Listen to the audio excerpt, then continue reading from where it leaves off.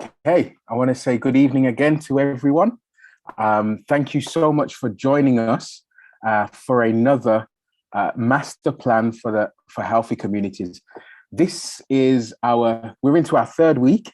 So we're 2.5 weeks in, and we've been having a wonderful time with Jackie Brown from the Medical Missionary Group all week. If you've been here before, you know what I'm going to say next. If this is your first time here, this is your first week here, then I want you to put a number 1 in the chat. If it's your second week here, I want you to put a number 2 in the chat. And if you've been with us from the very first week, then I want you to put a number 3. Also, what we would like, because it really does help us, let us know where you're listening in from. Are you in England? Are you in Jamaica? I know that we have someone listening from Curacao. Just let us know where you're listening in from, because it really does help us. Thank you so much. I see some 3s coming in the chat. Sheffield, excellent.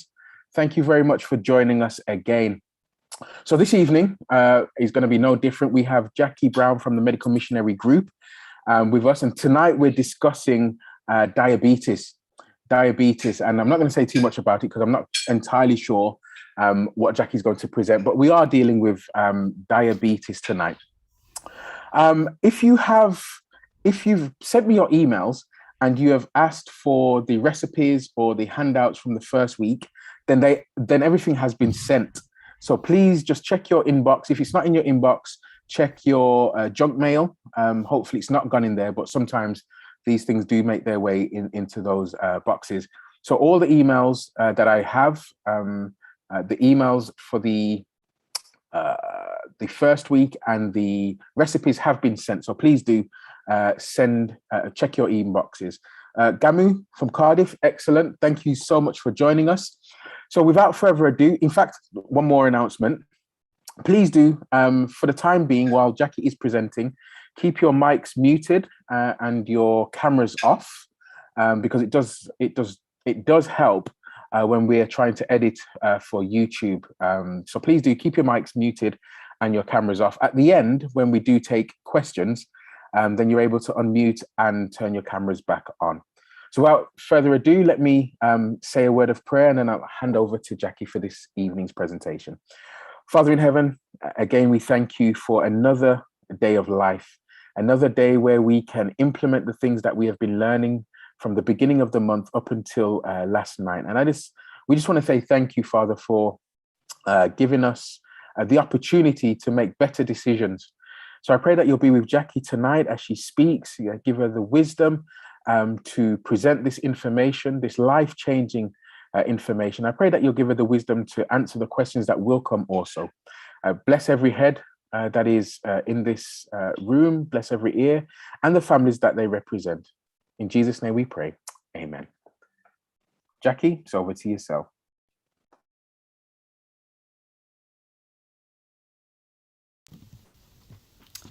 Good evening, everyone. It's a blessing to be here once again. Welcome to those who are first timers and those who have been before and who've been coming for the last 3 weeks. Such a blessing. Thank you for the many questions that I have received since yesterday, as well as the questions asked yesterday. Yesterday, we were looking at high blood pressure. What causes it? How can we reverse it? And we discovered that yes, it's reversible. And actually, we had a witness. We had someone who's been through it, who had high blood pressure, diabetes, and cholesterol, and was able to reverse it in a week. And when she got home, continued to do so. So 3 years down the line, she's still living the way she had begun. And no more high blood pressure, no more diabetes, no more cholesterol. And so from that, there were many questions. One was about Osgood-Schlatter disease, a disease that I was asked about, but I had not heard of that term. And I've since looked into it, and it's an inflammatory condition, a bit like arthritis, but it starts off in a different way. So I just wanted to come back on that. Whatever I don't know, I always seek to find out. But once I find out the principle of the condition is not hard, it goes straight back to God's plan once again, I'm afraid. Because what I found out about the disease is that it's common cause of knee pain in growing adolescents. It is an inflammation of the area just below the knee. So once I hear inflammation, I think itis. So it's probably named after the person who discovered it. But essentially, it's an inflammatory condition. Your body's inflamed. Okay, we need to do all things anti-inflammatory. That's turmeric, that's cayenne pepper, that's garlic, that's ginger. All these are anti-inflammatories. That's white willow bark's another one. So, and then you have to stop putting in things that inflame. That's taking away the dairy and the meat products. That's taking away sugar. Sugar is a very big trigger for inflammatory situations or conditions. And then on top of that, you've got the vitamins and minerals. You've got your vitamin D, which is crucial for any growing adolescent. What else did I want to mention? I think that's it really.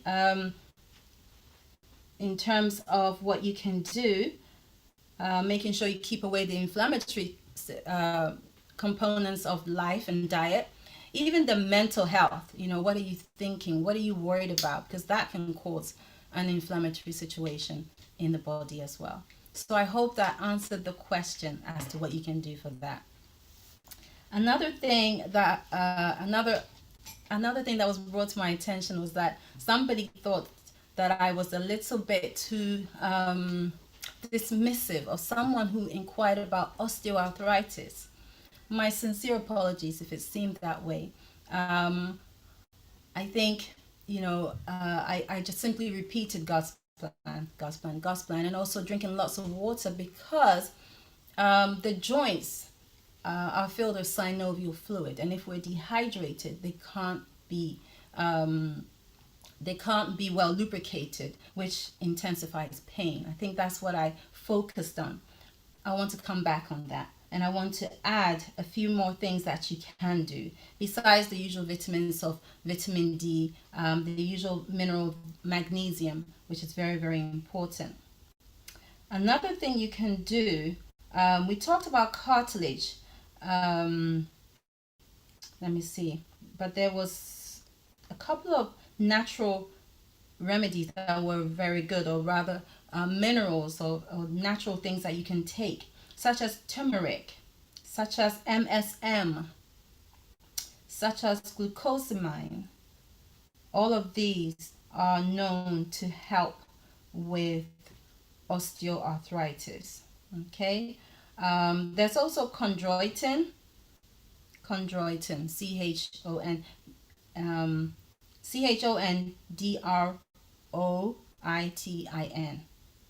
Okay, all of these help with osteoarthritis as well.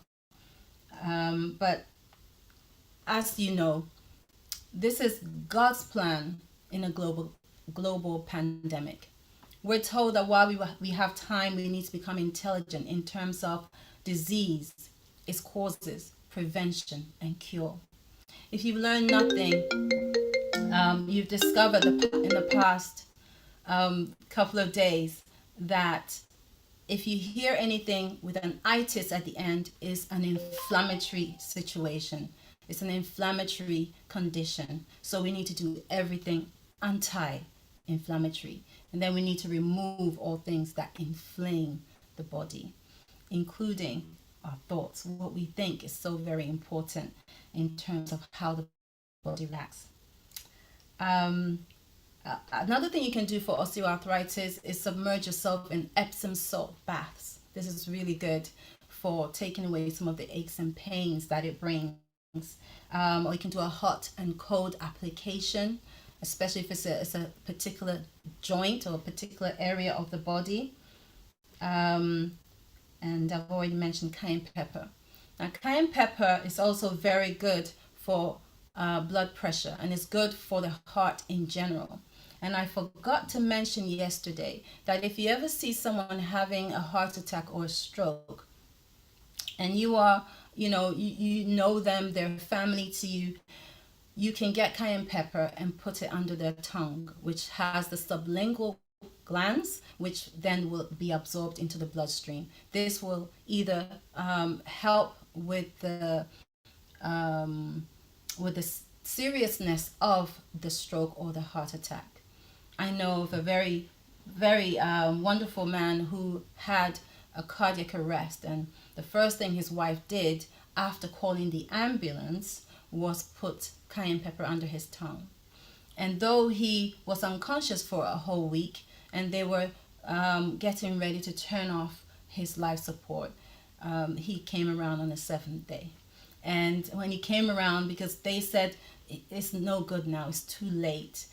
If he does come around, he's not going to be able to speak or do anything. And when he came around after the 7 days, he was like, oh, hello, wife. Hello, daughter. And they were like, there's no way he could, he was without oxygen for 30 minutes. So something made a difference. Of course, prayer, serious prayer made all the difference. But his wife did say that she did administer cayenne pepper under his tongue after calling the ambulance. So this is something that I wanted to share as well in connection with high blood pressure. I had another query about cholesterol, because I mentioned cholesterol yesterday, that with blood pressure, if the blood vessels are full of cholesterol or they have plaque, again, that will narrow the blood vessels, and then the heart has to raise its pressure because now the blood vessels are narrowed, less space for blood, and so it has to raise its pressure. And I was asked about cholesterol. What do we do about cholesterol? The first thing we do about cholesterol, again, is stop eating those things that have added cholesterol, because cholesterol is not all bad. Your body naturally makes cholesterol. In fact, estrogen and progesterone and what else?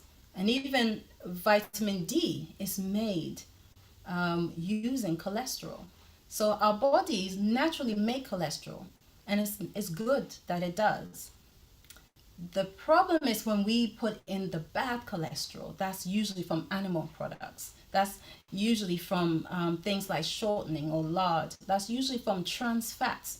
That's fats that have been kind of manipulated or processed to such an extent that the body does not see it as food. And so it's really important that we have better fats, good fats, like omega-3 fatty acids in flaxseed, in nuts and seeds. It's important that, again, coming back to exercise, we're coming back to water, we're coming back to sleep. So it's basically, it sounds like a broken record, but there's nothing new under the sun. You see, if we simplify disease, its causes, prevention and cure, then everyone has the autonomy and is empowered to know for themselves, okay, what's going on? I've got a headache.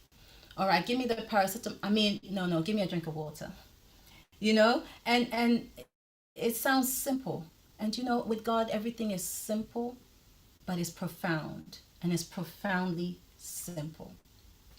So I hope that helps. Along with God's plan for cholesterol, some people may need coenzyme Q10, especially if they have high blood pressure already and have been told that they have cholesterol as well.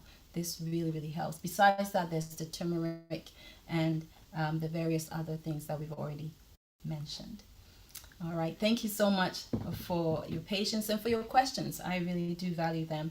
And it's good to be able to reason together and share with one another. Tonight's presentation is based on diabetes. How to reverse diabetes, or can you reverse diabetes? Let's have a look. Since God has a plan for cancer and God has a plan for high blood pressure, does God have a plan for diabetes? Bear with me one moment as I obtain my presentation. I'm just going to share my screen.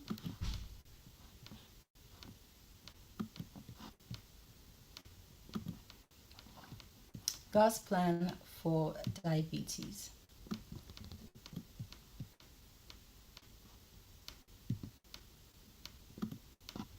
All right. What is diabetes? Sometimes we have or we've been diagnosed with a disease and we don't know what it is. And that makes it even more scary. So you're quite inclined to take whatever is thrown at you as long as they'll take it away.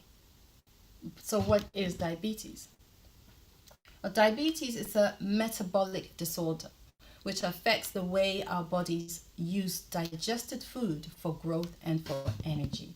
Okay, so when you and I eat, it turns into glucose. The glucose is supposed to go into the cell. We're all made up of cells. Yeah, and the glucose goes into the cells to give us energy. So we feel like, yes, I've eaten, I'm energized, I'm ready for anything. But with diabetes, this process does not happen, or it doesn't happen very well. Let's continue. Most of the food we eat is broken down by the digestive juices into a simple sugar called glucose. The body then uses a hormone called insulin to allow the body cells to absorb the glucose, their main source of energy. So the glucose needs to get into the cell, but it needs a helper, an escort. And insulin is that escort, which is made by the pancreas. Insulin works like a key that opens the doors of the body's cells, allowing the glucose to get in. Okay? Hope I'm not losing you. However, if there is not enough insulin, this is what happens in type 1, in people with type 1 diabetes. The pancreas is not producing enough insulin. Okay? Or if the locks on the doors are clogged, which is what happens in type 2, then the blood sugar can soar to dangerous levels because it loads up in the body, and then the body's like, what do I do with this? Okay, put it in the blood, get it in the blood. Why? Because if we put it in the blood, the kidneys will filter it, filter out the excess sugar as urine. And that's how they used to check whether you had diabetes in the olden days. They will taste your urine, and if it tasted sugary, they'll be like, yeah, you have diabetes. So with type 1 diabetes, the pancreas is not producing enough of the hormone insulin. The pancreas has a lot of jobs, and one very important one is to make insulin, which is needed to enable the glucose to get into the cell. With type 1, the pancreas is not making enough, or it's not making it at all. This is very dangerous. Due to the pancreas producing insufficient insulin, the insulin has to be supplied by injection. And this is usually triggered at a young age. It does not mean that it's inevitable. It just means that it's triggered at a young age. It has been noted that type 1 is preventable and even reversible. They say it now, they never used to say it, but now it has been acknowledged. Type 1 diabetes only accounts for 5 to 10% of all those with diabetes. The remainder, 90%, have type 2. Okay? So type 1 diabetes accounts for only 5 to 10% of those who have diabetes.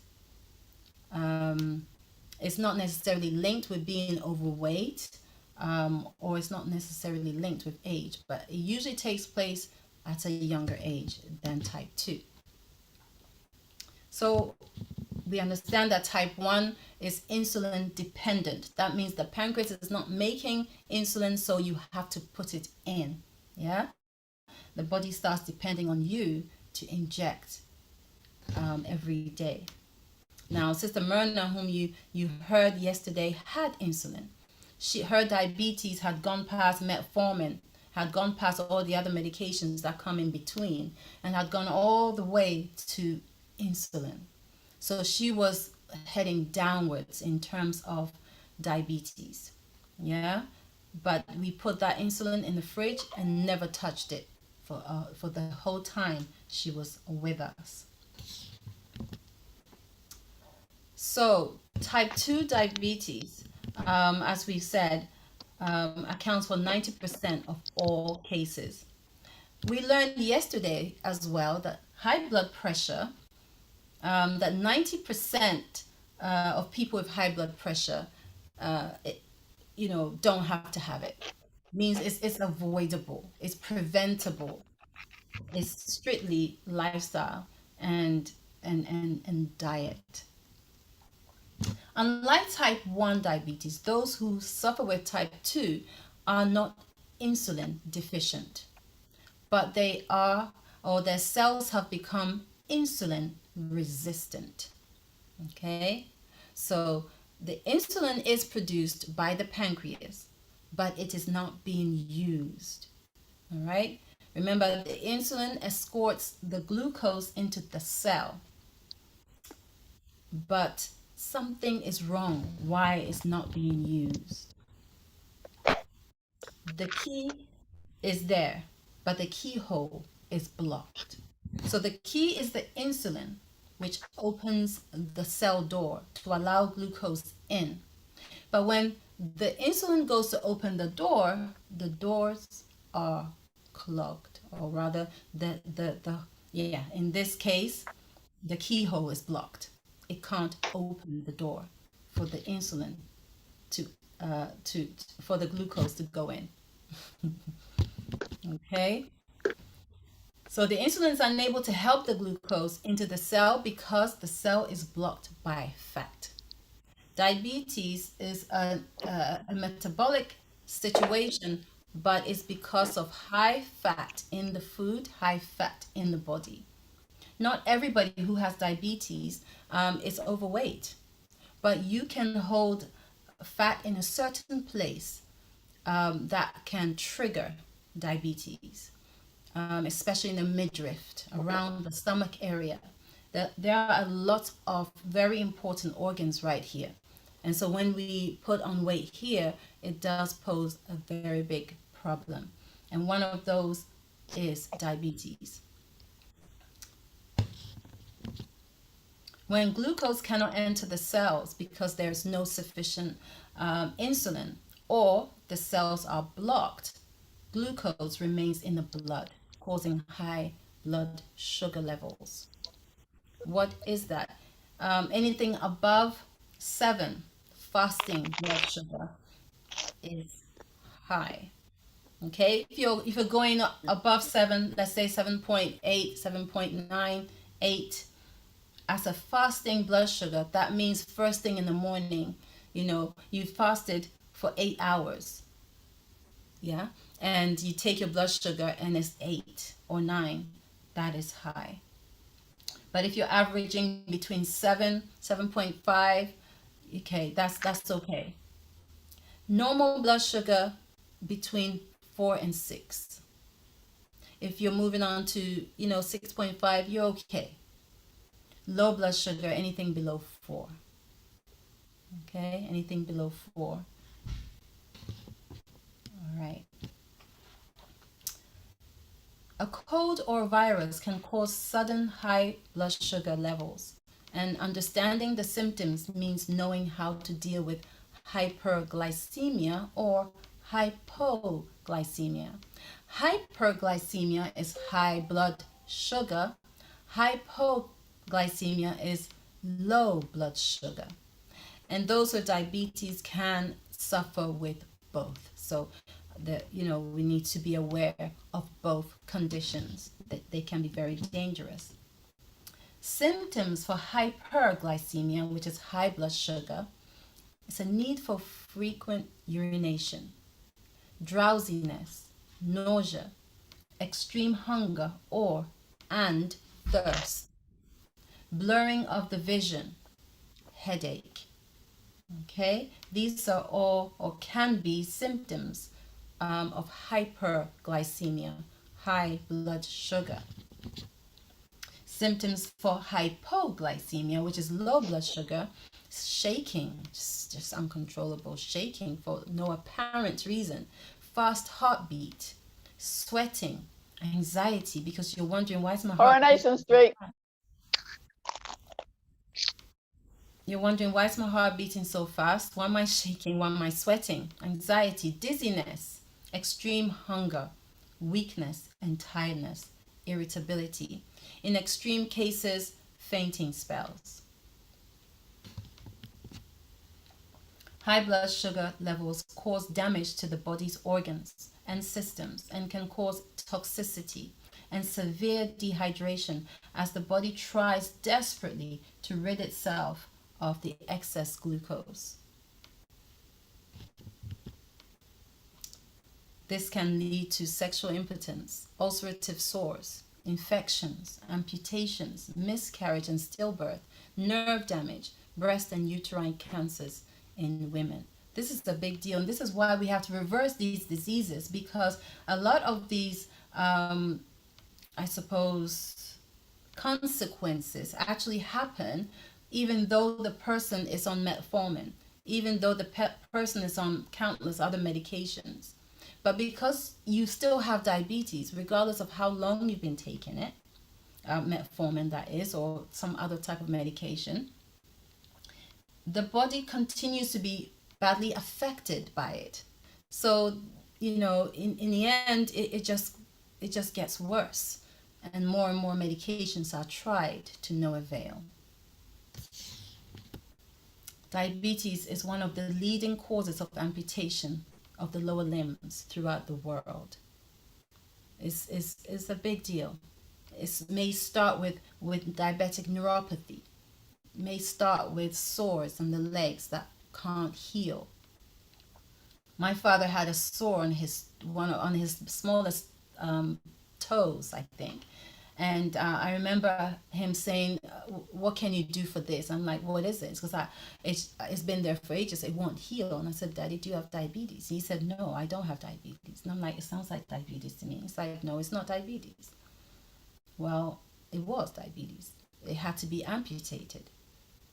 And again, nothing was done, or the medications were continued. And before you know it, from high blood pressure to diabetes to stroke. And that's when Daddy started to heed some of the advice given him. We don't have to wait for that. 8 out of 10 people with long-term diabetes develop eye problems, including blindness. Again, I know of a beautiful lady who, through diabetes, she has blindness in one eye. So it is so important for us to really take stock, really be empowered. God has given you an amazing body, and He wants it to function for as long as possible, and for you to be in health for as long as possible. People with diabetes are much more likely to experience serious kidney damage. Up to 40% eventually experience kidney failure.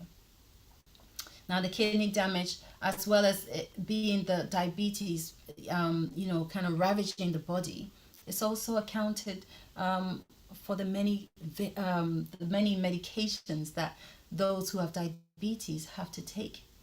Even if you just take one, metformin is known to destroy the kidney. Yeah? It's also, it also does other negative has other negative side effects throughout the whole body. So, if you have diabetes, you're on metformin, the idea is not just to come off. The idea is to seek ways and means to start to introduce God's plan into your diet and lifestyle. Introduce God's plan in terms of water, in terms of exercise, and even some of the vitamins and minerals we're going to be sharing with you tonight. Start to put them into practice. And your doctor will have to take you off, because he will see that you are improving, or that you no longer have diabetes, as it was with Sister Myrna, who when she went to the doctors, he was like just astounded. Instead of talking to her on the phone, they wanted her to come into the surgery because they wanted to talk to her. Amazing. Those with diabetes are 2 to 4 times more likely to suffer from heart attacks and strokes. Why? Well, because remember that diabetes, it's not a disease that just is stagnant. Yeah, because you have glucose in your blood. You're not supposed to have glucose in your blood. And because the blood feeds every single part of the body, it affects every single part of the body. The Bible says that the life of the flesh is in the blood. This is found in Leviticus 17 verse 11. The life of the flesh is in the blood. Yours and my life is depicted by our blood. That's why we get blood tests to see what's going on. A young lady texted me tonight. She said, my blood test results say that I'm seriously anemic. Okay, we need to tackle that. And so the blood test revealed it. Type 2 diabetes is associated with increased risks for several cancers, including colon cancer, postmenopausal and breast cancer, pancreatic cancer, liver cancer, endometrial cancer, and bladder cancers. Non-Hodgkin's lymphoma and prostate cancer mortality rates are higher among men with diabetes.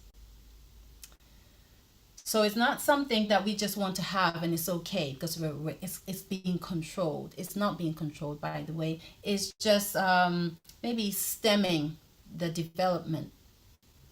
But there's the development taking place. It's important that we know that we can reverse. And it's not always going to be easy. It's not going to take everyone 1 week. For some people, it might take a whole 6 months. But it's 6 months of getting better and your body returning back to how it's supposed to function. Warning signs of diabetes: excessive thirst, excessive urination, excessive appetite. Excessive thirst, excessive urination, excessive appetite. Now it's important to get checked. You may have these warning signs, but it might not be diabetes. It might be something else. So it's best to get it checked. Don't self-diagnose and be worried. Oh, wow, I have those symptoms she talked about. I must have diabetes. It might not be. Get checked. And then at least you know for definite what's going on. And still, it can be tackled. What does God want us to know at this time in Earth's history? Disease, its causes, prevention, and cure. Wow. He wants to empower us and help us to trust Him, because He is the ultimate and the only physician who never gets it wrong. Now, some of us may say, well, what causes non-insulin dependent diabetes? What causes it? What causes type 2 diabetes? Could it be genetics? Because after all, I can say my father has it, my auntie had it. No, his sister has it, and I could track the whole family history way back and find that everyone or somebody had it. It doesn't mean that I have to have it. It simply means that I have to be extra careful. I have to be extra careful how I eat, how I live, because I'm predisposed. But I don't have to suffer with it. And even if I am, I can still reverse it. That is such such good news. So what do I do? I bet you're wondering what. Okay, so you've talked about reversing diabetes and overcoming it. What do I do? Let's start here. Let's start with God's plan and how to implement it in a global pandemic. So you don't have to keep going back to your doctor. You don't have to keep going back to the hospital with the various side effects of diabetes. Let's trust God. Let's say, you know what, Lord, I don't know what I'm doing. I don't even think I want to do your plan because it sounds like I'm going to have to make a few sacrifices. I don't like the taste of water and I don't like exercise, but help me. And he has promised to do that, to help us, and he will help. And we have a wonderful testimony this evening again of someone who put God to the test and came out victorious. Godly trust, open air, daily exercise. You know something? Exercise, just 1 hour, even 30 minutes of exercise for diabetes will give you 5 units of insulin. Wow. So do you know what Sister Myrna did? She just started producing her own insulin after about a week and a half of living God's plan. As we mentioned yesterday, before, for every single disease or condition, the first thing we do is cleanse the body. Of course, depending on the person, if they are too frail, too weak to be cleansed, we will use other methods of cleansing. But usually it takes the form of 2 to 3 days juice fasting. And most people say, I was so scared about that because I thought I was just going to pass out. It's going to be a thing where I'm going to be really, really hungry. But I have to, when I'm offering a juice in the evening, usually the guests are like, I'm full. And it's like, you are? It's like, yeah, I can't take any more juice. So, it really helps. And juice fasting also means that your body is being filled with lots of nutrition, which is why it doesn't feel so hungry. Sunshine. The majority of people with cancer, with high blood pressure, with diabetes are vitamin D deficient. That is a fact. Especially the majority of people of color with those diseases. So it's crucial that we get out in the sun if we are able and it's available to us, or we supplement with vitamin D3. Proper rest, lots of water, always temperate. We need temperance. Temperance we've talked about with alcohol, we've talked about caffeine, we've talked about smoking. All of these, we need to abstain from. And then even the good things we need to have in moderation. So even with God's plan, there is a temperance aspect added. God says when you eat, leave time between your meal before you have the next meal. So, how it is, how our society dictates is that we eat, then we snack, then we eat, then we snack, then we eat, then we snack. And it may be good snacks, just a handful of nuts. It's just an apple, but it's still a snack. And every time you introduce a new element into the stomach in between meals, you are causing the body to start all over again. So the previous food doesn't get digested, it just gets put on hold while the body digests the new set of food. And so you'll find maybe that your bowels don't move quite as regularly. You'll find that you have lower bowel gas and you have bloating, you feel bloated all the time. You'll find that you have acid reflux or other gastrointestinal disturbances. So the idea is that eat a good breakfast, a nice big breakfast, a bowl of fruits of different varieties and colors, a grain like maybe oats, which is a complex carbohydrate, so it releases the energy slowly. Some seeds and some nuts involved there. You're set for the day for at least 4 hours. So that's the challenge. When you eat a nice complete meal like that, leave at least 4 hours before you have the next meal. And you're wondering, okay, what do I do in the meantime? In the meantime, after about an hour after your breakfast, drink water. You know how you're supposed to drink at least 2 liters per day? And by now, everyone's worked out exactly how much their bodies need. So you're going to try and get that in those 4 hours, up till 30 minutes before your next meal. So you stop drinking 30 minutes before your next meal, because eating and drinking also causes major problems in the system. And then, of course, nutrition. What you eat matters. For diabetes, it's all about complex carbohydrates. Complex carbohydrates release energy slowly so that you don't get these blood sugar spikes and dips, spikes and dips. So one moment you're hyper, next moment you're hypo. But there's a constant release of energy, and you are a lot happier and healthier. Nutrition. So about, but we're going to go further into it in a moment. So let's have a look what God's plan have to do with my diabetes.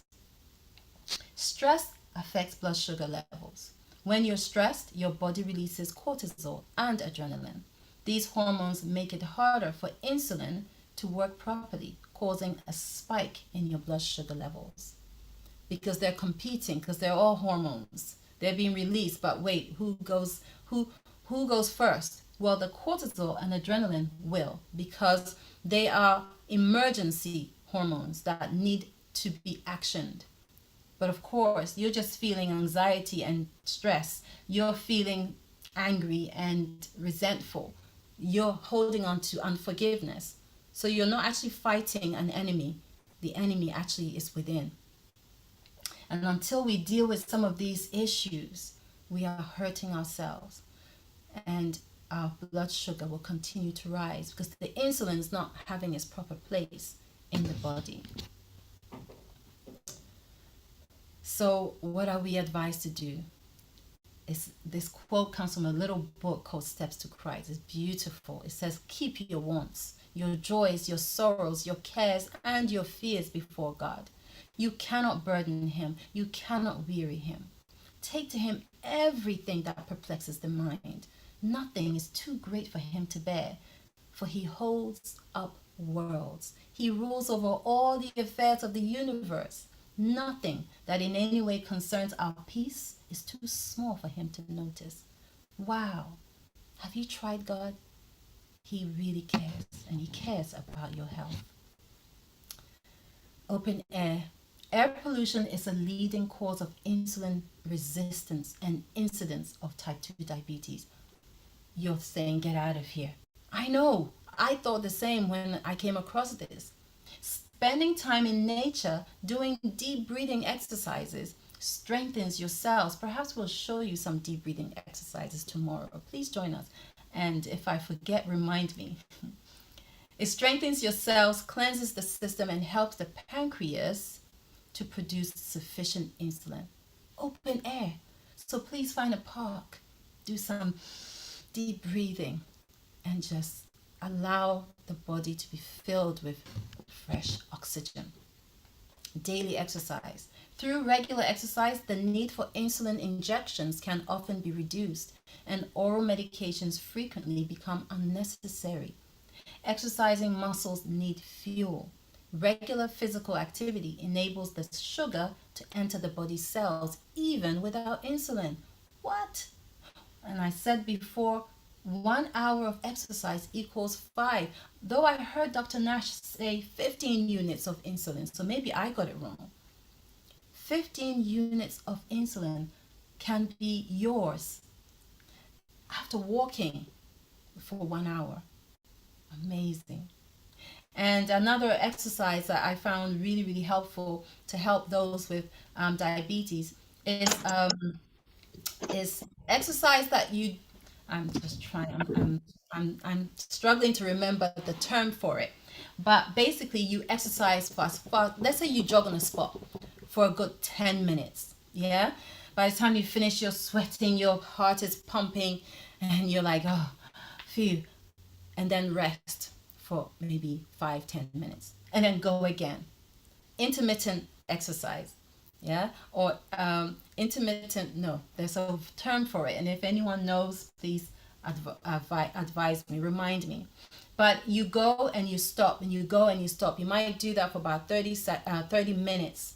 And this works the fat that is stored in the midriff. It's very, very effective. And besides walking and all the other types of exercises, this is really, really good. So I hope that's it. High intensity exercise. So if you find that you haven't exercised for some time, start calmly, start with a gentle exercise, and then work your way up. You don't want to do too much too soon. Sunlight. What does sunlight have to do with diabetes? When the sun's ultraviolet B rays are exposed to bare skin, the body converts cholesterol into vitamin D. It's now known that every cell and tissue within the body has a vitamin D protein receptor. This is big news. Every single cell and tissue within the body has a vitamin D protein receptor. That's why it features in everything, and that's why it's so important, especially at this time as we are in a global pandemic. Vitamin D helps improve the body's sensitivity to insulin. Some scientists also believe vitamin D helps regulate the production of insulin in the pancreas. Wow. So please get yourself some vitamin D3 if you don't already have one. Or make sure you get some sunlight when it's available. Exposing your arms. Yes, even in the winter, pull up them coats and layer upon layers and expose your skin to the sunshine so that you can make the vitamin D needed for your body. Proper rest. Stress, jet lag, shift work, and other sleep disturbances make you more likely to develop heart disease, obesity, and diabetes. That first part of the quote was also displayed yesterday. But listen to this. A study found that too little rest disrupts your body's circadian rhythm, which causes your body to become less responsive to insulin. This is them quoting, "We found the longer you are awake during the biological night, the worse your insulin sensitivity is." Wow. So for us, who claim to be night birds, we're not helping our bodies. We are actually making our bodies less responsive to insulin. So I take note completely. Lots of water. People with diabetes have an increased risk of dehydration, as high blood glucose levels leads the body to try and get rid of it by increasing urination. Because you see, your amazing and smart, created body senses that there's too much glucose in the blood. So it stimulates the kidneys to get it out. So the kidneys will filter it out. But the kidneys rely on water to do that. If it doesn't have sufficient water, it'll start taking it from your brain, which is suspended in fluid. It'll take it from your joints, which again are suspended in synovial fluid. It'll take it from your skin, your hair. It'll take it from your bones, and you'll start to have the aches and pains. And, so it's crucial that we feed our bodies with the right amount of water so that our kidneys do not have to go into emergency mode. A way the body deals with this lack of water is to draw on other available sources of water from within the body, such as saliva, tears, and taking stored water from cells of the body. This is why we may experience a dry mouth, dry eyes, and fainting spells. We were walking today and we saw a lady, someone called for help, and I rushed over, and she's like, she just fainted. And I said, she's probably severely dehydrated. She came to quite quickly, and it was asked, do you have diabetes? No. Do you have high blood pressure? I think she probably did have high blood pressure, but the lady didn't wait for her response. She just proceeded to call for an ambulance. And then someone came rushing in and said, I'm a doctor. And everybody's like, oh yes, here comes the doctor. And I said, doctor, she's severely dehydrated. Get her some water.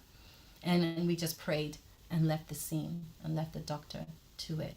It is so, so important. And you don't even have to suffer with diabetes or high blood pressure for this to be a great danger. I remember one time my daughter, I think there was a lot going on in the house, and she felt really, really hot all of a sudden now, and she got up and she just went back down. Thankfully, her father was near her and caught her. She didn't know anything about this. And I asked her, when was the last time you had water? Well, she's never forgotten since that time. A 2011 study suggested that when water intake is increased, this could prevent or delay the onset of diabetes. Participants who consumed more than 1 liter of water per day had a 28% lower risk of developing new onset high blood sugar compared to those drinking less than 500 mils of water per day. Always temperate. Regularity is very important for everyone, but especially for those with diabetes. The body needs to know what to expect and when. So don't push it too far before it goes into hypo, and don't push it too high to get in, or rather, hypo, and don't push it too high to go hyper.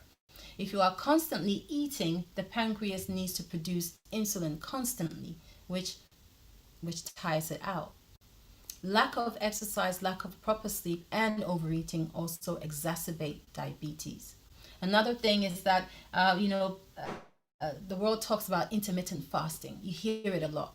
God has in his plan intermittent fasting. Eat, fast for 4 hours. Eat, fast for 4 hours. Eat, fast until morning, and then break your fast with a nice hearty breakfast. Smokers are 30 to 40% more likely to develop type 2 diabetes than those who don't smoke. So this is really, really important. If you're struggling with smoking as a habit, we'll be more than happy to help you, because it does make you predisposed to a lot of diseases. Caffeine may make it tougher to bring blood sugar down to a healthy point. If this is your habit, this may lead to high blood sugar levels. Over time, this may raise your chance of diabetes complications like nerve damage or heart disease. While moderate amounts of alcohol may cause blood sugar to rise, excess alcohol can actually decrease your blood sugar levels, sometimes causing hypo for people with type 1 diabetes. So it can do both, depending on what kind of diabetes you have. So the best advice, abstain from drink. There's so many wonderful things that we can drink that will actually bless and benefit our bodies rather than weaken and damage it. Avoid all sugar and sweeteners, including honey, agave, and maple syrup. The only permissible sweeteners for those with diabetes are unrefined stevia and blackstrap molasses. Remember, I mentioned blackstrap molasses yesterday. It is full of nutrients, and so it's a very good alternative, or replacement, I prefer to call replacement for your sweetness. Nutrition. Cohort studies strongly support the role of plant-based diets in reducing the risk of type 2 diabetes. There is a general consensus that the elements of a whole foods, plant-based diet. That means there needs to be plants in your diet. It's not just don't eat meat. It's about eating plants. Legumes, whole grains, fruits, and vegetables, and nuts with limited or no intake of refined foods and animal products are highly beneficial for preventing and treating type 2 diabetes. That's reversing it altogether. Look at those plates. Don't they look great? Or we can go back to some of those dishes of last week and replicate them and really make our food our medicine. And tasty medicine too, because medicine's not nice. And the side effects, oh dear. But this kind of medicine, you get benefits from all around. Lowering the amount of fat and oil in the diet plays a crucial role in the prevention and reversal of type 2 diabetes. When less fat is eaten, the sensitivity to insulin is gradually restored. And at the same time, you're exercising, you see, and you're drinking water, and you're going to sleep in good time, and you're temperate, and you have a peace of mind that surpasses all understanding, and all of this work together for good to restore you from the ravages of diabetes. Avoid animal foods. Cholesterol is known to reduce your body's ability to utilize insulin. It is also known to elevate blood pressure and harden arterial blood vessels. And as I mentioned yesterday, and I'll say it again, cholesterol is only found in animal products. So what else can we do? After we put God's plan into practice and we're doing good, we've got some kind of regular routine going on. Even if we can start with only 3 of God's plan, it's a good start. And then as you go on progressively, add another 3, And so it's not about, I'm doing everything all the time, and if I don't do it, I feel defeated. No, choose 3. 3, usually water drinking is not hard. You don't have to go out of your way. And choose to walk rather than take the car to somewhere close by.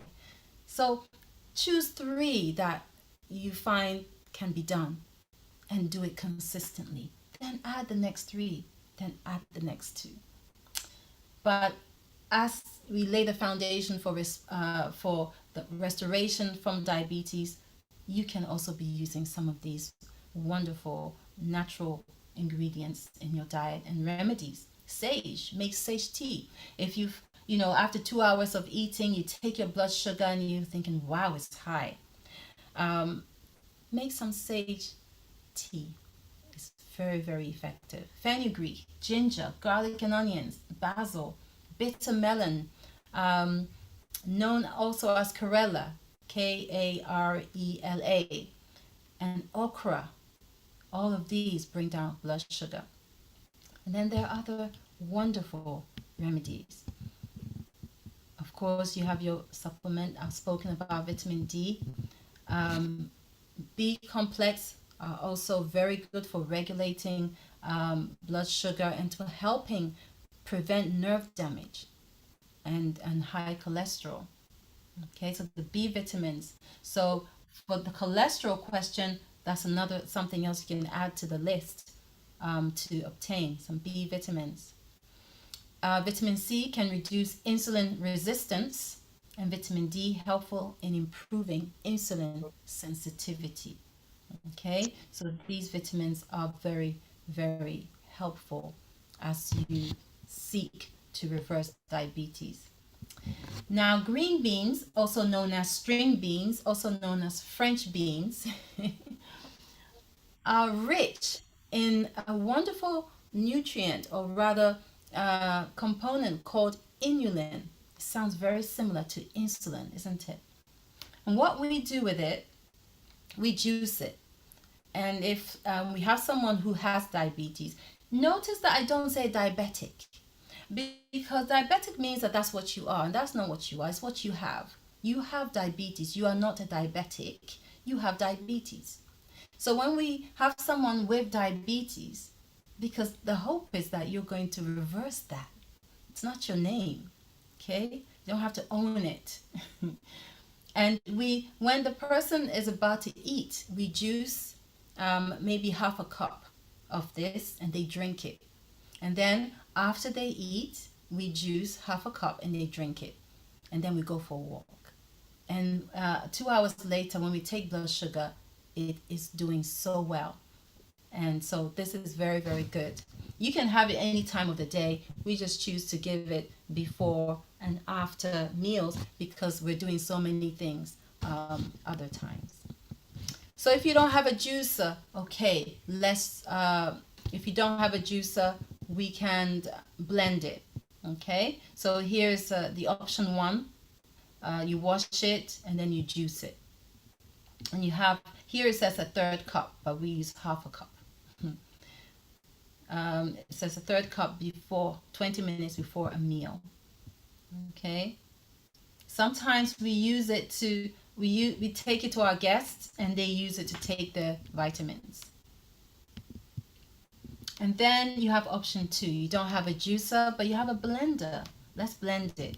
Blend it and then strain it. And again, this time you're drinking half a cup 20 minutes before a meal. Okay. So if you don't have a juicer, you can blend it and then strain it. And then you increase the amount drunk. So you can't drink too much anyhow. Yeah, it's okay, but it's not that nice that you're gonna be like overdosing on it. So half is fine, but if you choose to have a bit more, that's fine as well. And then you may not have a blender, in which case let's boil it. Okay, boil in 1 liter of water for about 30 minutes. Let it sit for 1 liter sounds a lot, depending on how much beans you need. Maybe let's say 750 mils of water for 30 minutes. Let it sit for 15 minutes, then strain it and drink 1 cup 30 minutes before a meal. Okay, so that's if you don't have a blender and if you don't have a juicer. God has given us so much to be thankful for, and we have so many ways to reverse diabetes. God has a plan for health in general. Then he has all the wonderful add-ons to help our journey to health so much more easy. So he says to us, fear thou not. Don't fear. I'm with you. Don't be dismayed. I am your God. I will strengthen you to make these changes. Yea, I will help you. Yea, I will uphold you with the right hand of my righteousness. That's found in Isaiah 41:10. So let's take hold of God's strength and put his plan into action and see the blessing that comes from just tasting and see how good God is. And at this time, I want to introduce you to a wonderful gentleman who did just that. We had the privilege of meeting him just at the brink, just before lockdown in 2020. I forget. Beginning of 2020, we had the privilege of serving him, and he reversed diabetes. And then he was like, how can I take part in this ministry? And we were like, don't know, but you're welcome. come on board. And he's like, we noticed that you don't have an online presence. And I'm like, yes, I'm very happy about that. Thank you. He's like, no. You need to make yourself available for everyone, depending on their mode of communication. So we're like, okay, brother, well, we'll call you as soon as, we feel the need. Guess what? Like weeks later, lockdown hit, and we were like, okay, Brother Joseph, are you there? We need help. We need we need your platform for Zoom. And so began our ministry together. And I'm wondering if he's with us at this time. Brother Joseph, are you here at this time? Yeah, I'm here. I'm here. Brilliant. You're here. Wonderful. Welcome, and thank you for joining us. I know you're very, very busy, but I know you have a powerful testimony to share in terms of how you use God's plan in reversing diabetes. Yeah, so thank you again. Just sitting, listening intently and kind of getting a reminder of all the things that I've learned since last year. It was February 2020 that I came over to Scotland and stayed with you all. And you're right, it was just before lockdown. But like you said, it's you often use the phrase that you sound like a broken record when you use God's plan, and definitely not a broken record, but it's something that we just need to repeatedly hear, because oftentimes it's easy to just, get a pill or get a remedy or get something, just for, just to ease whatever, we have. But God's plan is consistent and God's plan works. And so, excuse me, everyone, if I kind of repeat again God's plan, but it's essentially that's what we followed when I came over to you, without kind of repeating it again. But we're looking at having that godly trust and, open air and sunshine and all the things that Jackie's already spoken about. So I wanted to just give some very, very quick specifics, because people may be wondering, well, what does somebody with diabetes look like from day to day? So if I can share my screen, and I'll just kind of just show some numbers, because when I came over to you, my diabetes was it was uncontrolled for different reasons.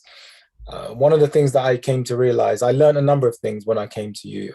Two things specifically stuck out to me.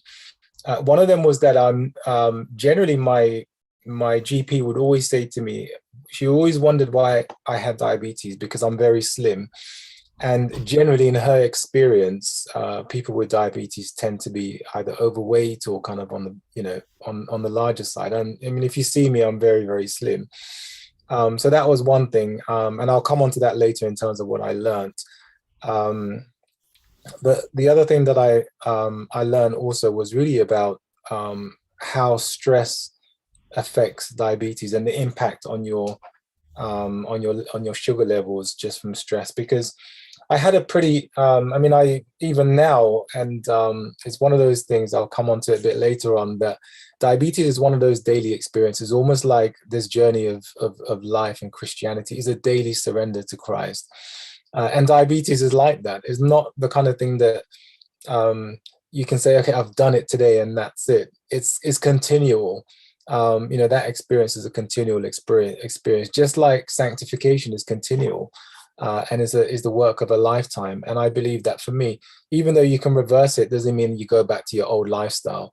It still has to be maintained, and you still have to continue it. And sometimes it can be a daily struggle. The reality of it is, and the truth is, I said to Jackie, I'll share my real experience, because there are some days where it is a struggle. There are some days where I go to bed late and I'll take my sugar level, and in the morning it's higher than I would expect it or like it to be. There are some days where stress, because of whatever may be going on in life, would cause that. Or some days where perhaps I've not eaten in the morning properly as I should, because I'm rushing out the door, and then I'll pick up something and snack on it. And it brings back problems. So it's a daily work of surrender. But let me just share my screen very quickly in terms of the experience that I had when I came over to you guys. So let me just bring this up very, very quickly.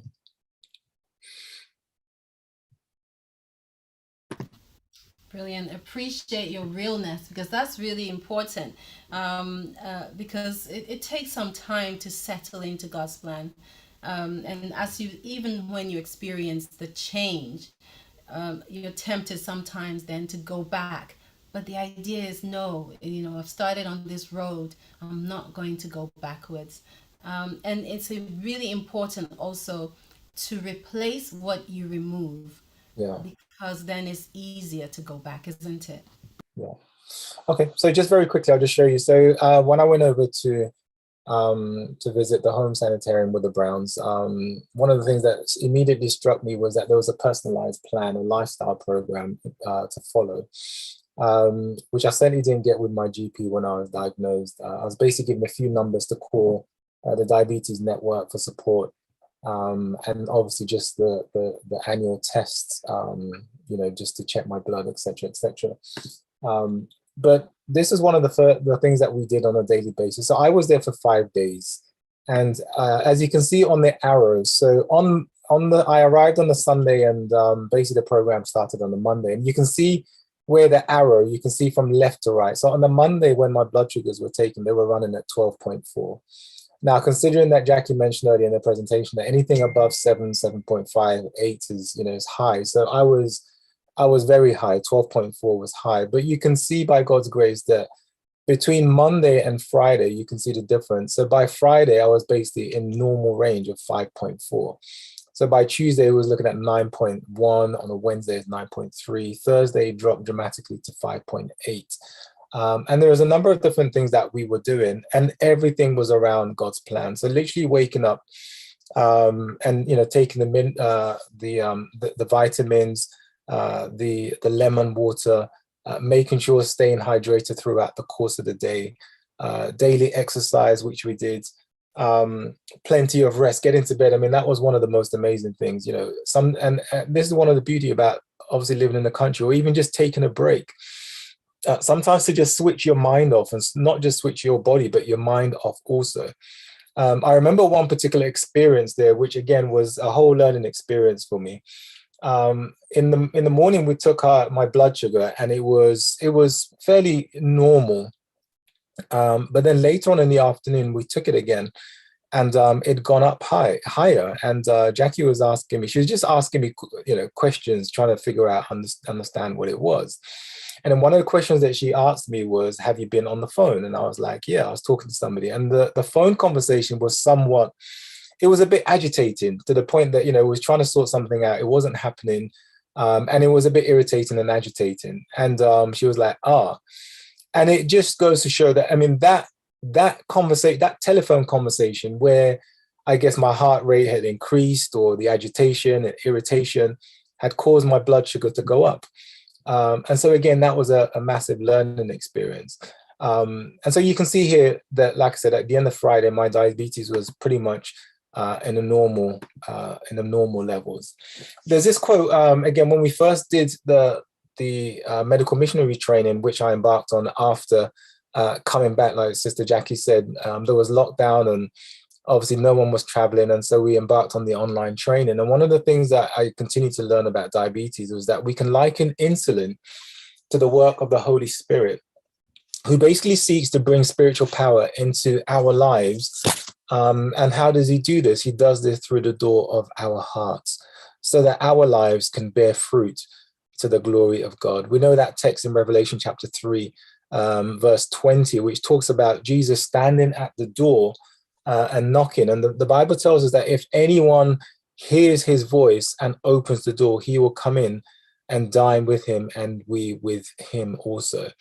And so we must daily open our hearts to God, in the same way that insulin is seeking to enter into the cells of our body, in order for the glucose to be properly regulated in our bodies. Just by way of encouragement for those who may be struggling, Desire for Ages 203, I talked about the fact that it can oftentimes be a daily struggle. You have to be disciplined. You have to be on top of checking your blood sugars. Is one of those things that is just becomes a part and needs to be intertwined as part of our lifestyle. And again, I totally admit it's not something that I at the moment are doing like literally consistently every single day. But it's something that I'm striving towards, because I know that it needs to be done. But the Savior is bending over the purchase of his blood, saying with inexpressible tenderness and pity, will thou be made whole? He bids you and I to arise in health and in peace. Do not wait to feel that you are made whole. Believe his word, and it will be fulfilled. Put your will on the side of Christ. Will to serve him, and in acting upon his word, you will receive strength. Whatever may be the evil practice, the master passion which through long indulgence binds both the soul and body, Christ is able, and he longs to deliver. He will impart life to the soul that is dead in trespass, Ephesians 2 verse 1. He will set free the captive that is held by weakness and misfortune and the chains of sin. And so Christ is seeking to set us free. And diabetes, like I said, is one of those things that it requires discipline. It requires consistency. It requires us to be fully aware of what is happening on a day-to-day basis, whether that's managing stress, whether that's ensuring we're drinking water, whether that's ensuring we're getting exercise, and all the things that has been talked about already. But I thank God that God has kept me, because I know for a fact that, December of 2020, You know, I may not have been sitting here having this conversation with you. It could have been a very different story, but God has spared my life, and for that I'm very, very thankful. And thankful, obviously, to be able to share my experience with you all again this evening. I don't know if there's any specific questions or anything specific that you'd like to know, but that's kind of a small snippet of my story. Thank you so much. That's so encouraging. And you gave us even more than we expected. Okay. You know, God always gives us exceedingly abundantly. So it's such a blessing to hear you keeping it real, telling us, you know what, I'm doing this. I reversed it, but it's a daily struggle. And it's not about, yeah, I'm doing God's plan and I'm skipping down the road. But also that, you know, some days I struggle, some days I snack, and then I see the corresponding response of my body, and that kind of jerks me back. And just So also, I see the corresponding reaction in a positive way. So if I go out and exercise and I take my blood sugar, immediately you can see. So one of the things I'm quite consistent with is digestive walks. So going out for a walk after every meal, and that reduces your insulin, you know, level, your sugar levels very, very quickly. And so doing the right things, just as you see the negative effect of doing the wrong things, you also very quickly see the positive effects of doing the right things also. that's a good perspective. That's a good way to see it. Not focusing always on the negative causal effects, but also on the positive causal Mm. effects. So I appreciate that. Wonderful. Thank you so much. Of course, you know, I'm going to go over to Andre, who may have questions. I know there's some in the chat, but I'm going to go over to you. And they may have questions for you directly, Joseph. So if you have time, please stick around with us. Okay. Okay, Jackie, the part that you long for, the questions. So I guess you were talking about sugar at this point, because there's a question from Veronica saying, what about monk fruit sugar? Ooh. I've never heard of monk fruit sugar. I've heard of it, but to be honest, I haven't looked into it. I haven't looked into it enough to say yay or nay, Mhm. but I think for now I'll stick with blackstrap molasses. Okay, so there's the second kind of half to that question. Can you repeat the sugars? You mentioned stevia, molasses, and what else, That please? that was it. Well, some people try honey, but honey has a very high glycemic index. Not as high as maple syrup, which is lower than honey. But so we were saying rather choose natural stevia or blackstrap molasses. Those are the best two. But Okay. if you want, you know, you feel like, oh, I can't jump from white sugar all the way to them things. Okay, maple syrup is your stepping stone. Thank you very much. Question from Mark and Kelly. Could you please give us some advice on how to do a full body cleanse? Ooh, can I do that tomorrow, please? Yeah, okay. Yeah, We'll and then we'll I can we'll more than table that share. one. Okay. Kathleen is asking, why would someone with diabetes age 85 have tingling in the feet due to the diabetes? Well, you kind of answered your question. It is due to the diabetes. They're starting to have nerve damage.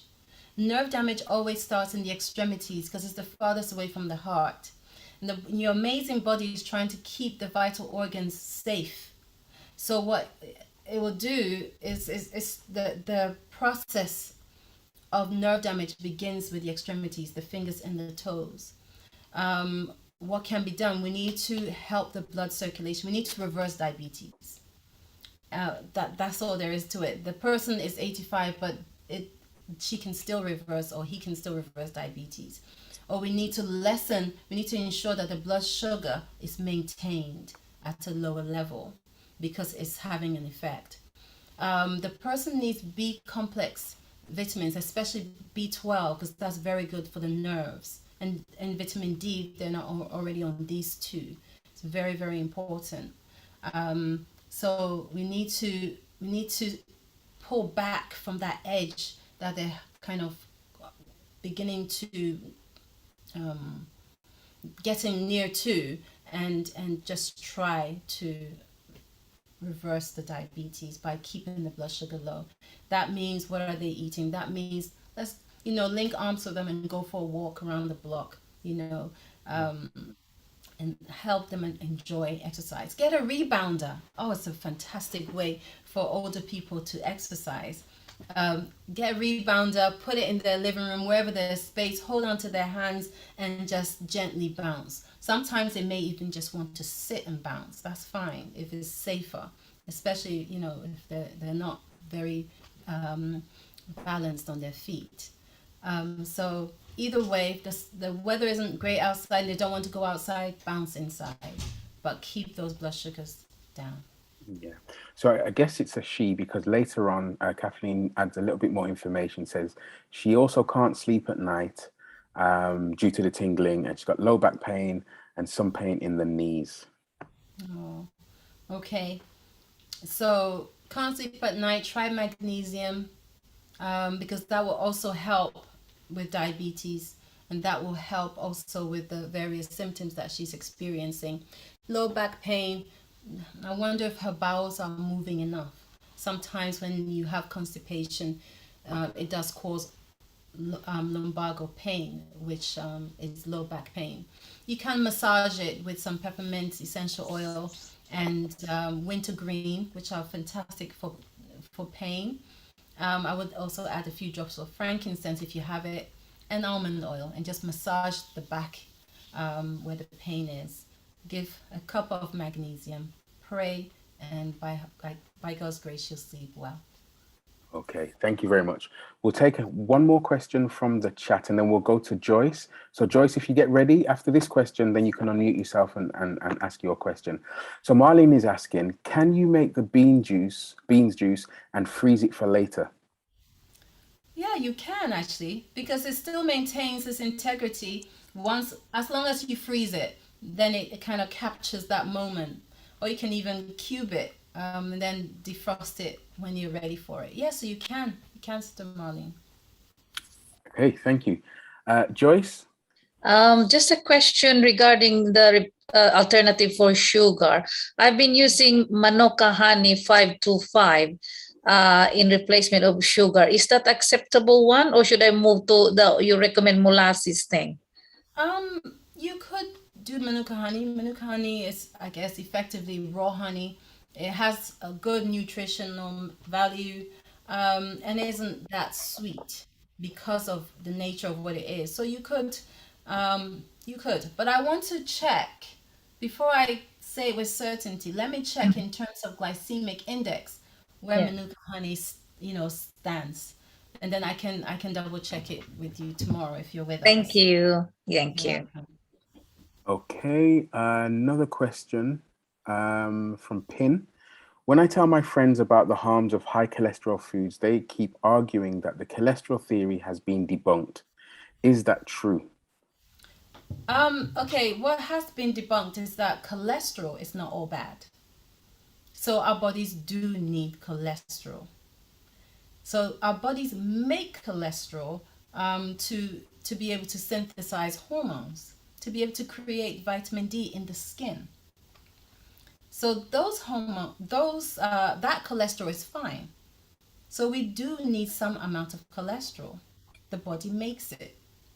However, the problem is when we put cholesterol items or foods into the body, which then tips it over the top. And that type of cholesterol tends to clog the arteries. So the trans fats, so your pies and pasties will all have trans fats. You have your animal products. If you actually see cholesterol removed from a blood vessel, it's just a bit like grizzle, or it's a bit like when growing up, if you see meat that's cooked but then it's left to cool, and that grease, when you see that grease, it's just solid. That's what happens in your arteries.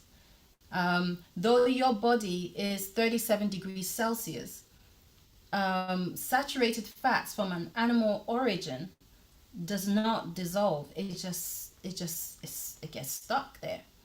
And over time, it gets stuck to the arterial walls, and then your arteries continue to narrow. If it gets into your blood, that's very, very problematic as well. So no, it's not a figment of anyone's imagination.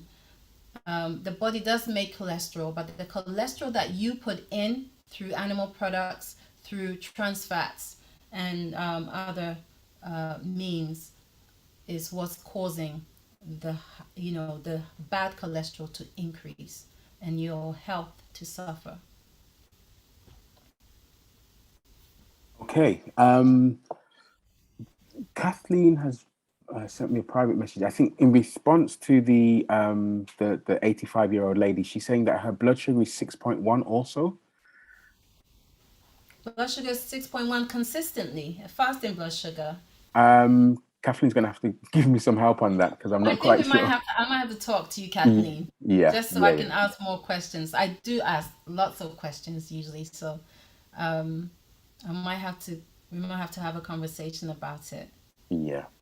Brother and Sister Reed, if you have cancer in the liver and pancreas, would that be one of the reasons that I have diabetes? I think it's the other way 2. around. You have cancer of the liver and the pancreas because of the diabetes. Because that's how it started. It started with diabetes and a few other gastrointestinal situations. Now, the diabetes was managed, but it wasn't reversed.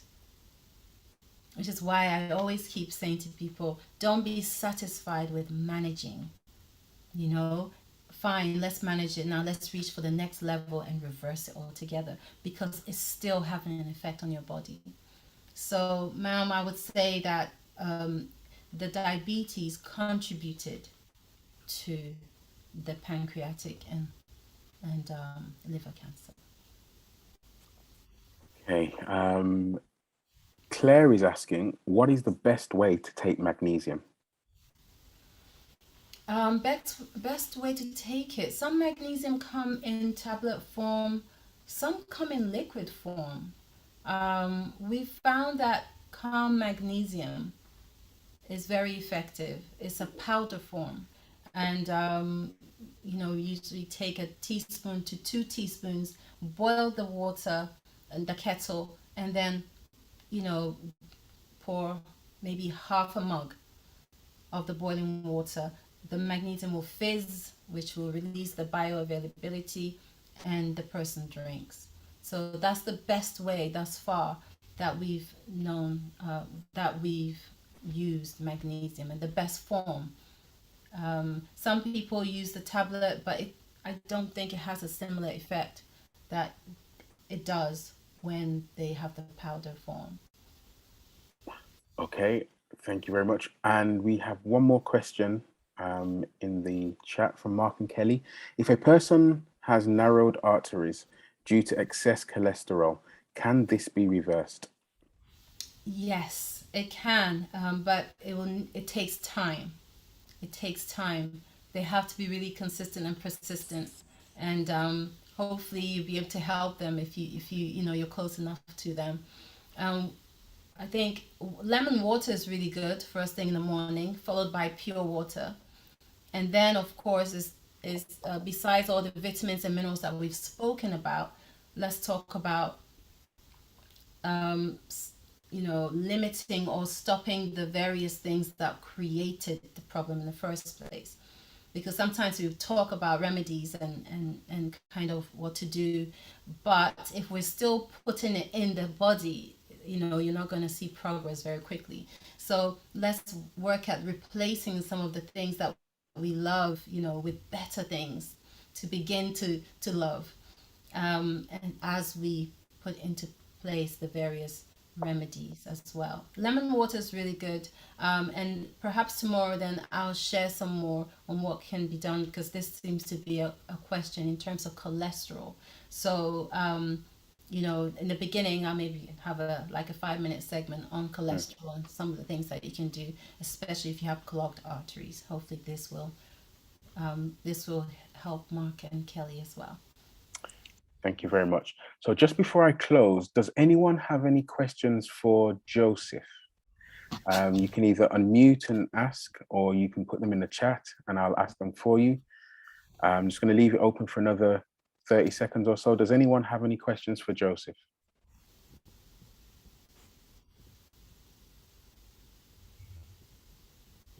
Okay, that's not quite 30 seconds, but because, Joyce, I see you unmuted yourself. Yes, what kind of diabetic he has? Type 1, type 2 he has? It was type 2, ma'am. Okay, thank you, bro. No worries. Okay, anyone else? There's a few more moments.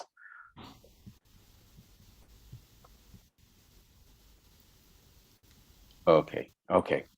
Well, Joseph, Jacqueline, I want to say thank you so much for your time this evening. Joseph, thank you for your testimony. Thank you for your words of encouragement. It has really been a blessing. For those that have come in and didn't hear the announcements at the beginning, Healthy Communities is not just on Zoom. We actually have a YouTube channel where all of the videos that have gone live each evening are posted. And in fact, let me type it in the chat. It might be easier. So if you have access to YouTube, the handle is the Master Plan for Healthy Communities. So if you go onto YouTube and you search for the Master Plan for Healthy Communities, then you will find everything that has gone live since the beginning of this month. So Dr. Nash and James Luke, the first week, Kathleen's Plant-Based Kitchen, where you can get beautiful recipes. Jackie was talking about replacing some of the bad things that we're eating, some of the things that are not so good, some of the unhealthy things with better choices, where you can get some hands-on practical advice and you can see the cooking being done. That was last week. So please do check us out. We also have a Facebook page. That's slightly different. It's a play on the word. So instead of Healthy Communities, it's Heal Thy Communities.